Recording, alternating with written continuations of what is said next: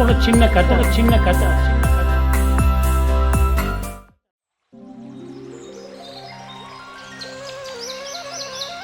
ஒரு நாள் சிவனும் பார்வதியும் உலா வந்துட்டு இருந்தாங்க.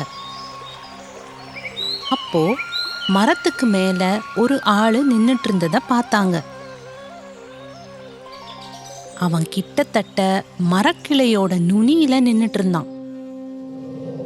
காத்து அடிச்சிட்டு இருந்ததால அந்த கிளையும் எப்பனாலும் முறிஞ்சு போற நிலைமையில இருந்துச்சு. இத பார்த்த பார்வதி, ஈஸ்வரா, இந்த மனுஷன் எப்ப வேணாலும் விழுந்துடுவான் போல இருக்கே அப்படின்னு பரமசிவன்ட்ட சொன்னாங்க. அதுக்கு பரமசிவன், ஓஹோ, விழுந்துடுவானா அப்படின்னு நினைக்கிறியா? நீதான முதல்ல பார்த்த, நீயே போய் அவனை காப்பாத்து அப்படின்னு சொன்னாரு. நீ காப்பாத்தினா மிச்சத நான் பாத்துக்கிறேன்னு சொன்னாரு. அப்போ கொஞ்சம் கொஞ்சமா கிளை முறிய பார்த்துச்சு. ஓ, முறிஞ்சே போச்சு. அந்த ஆளு தோபக்கடின்னு கீழே விழுந்தான். விழறப்போ ஈஸ்வரான்னு கூப்பிடல, அம்மான்னு கூப்பிடல, அப்பான்னு கூப்பிடல.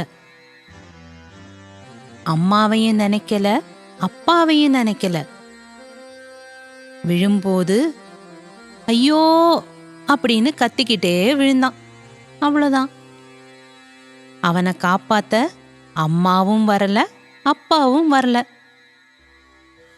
நம்முடைய இறுதி காலத்துல அம்மாவையோ இல்ல அப்பாவையோ நினைக்கணும்.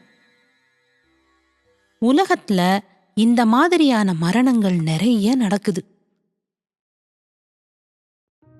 நாம ஏன் அம்மாவை எப்பவும் நினைக்கணும்? தன்னோட வயத்துல 9 மாசம் நம்மள சுமந்து எத்தனையோ கஷ்டப்பட்டு எல்லா விதத்திலையும் நம்மள காப்பாத்தி நம்மள பெத்து எடுக்கிறாங்க இல்லையா? அப்படி கஷ்டப்பட்ட அம்மாவை நினைக்காத முட்டாள் யாராவது இருக்காங்களா இந்த உலகத்துல? அப்பா நம்மள காப்பாத்தி படிப்பு சொல்லி கொடுத்து பெரியவனா வளர்த்து ஆளாக்குறாரு. குரு இல்லாம கல்வி கற்க முடியுமா?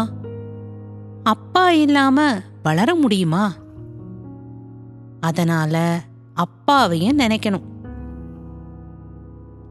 அம்மா, அப்பா இவங்க 2 பேரையும் நினைக்காதவங்க முட்டாள்தான். அதனால குழந்தைகளே, அம்மா அப்பாவை எப்பவுமே மனசுல நினைச்சுக்கிட்டே இருக்கணும். இந்த உலகத்தோட அம்மா அப்பாவா இருக்கிறது பார்வதியும் பரமேஸ்வரனும் தான். அதையும் நம்ம மறக்கவே கூடாது. சாய்ராம்.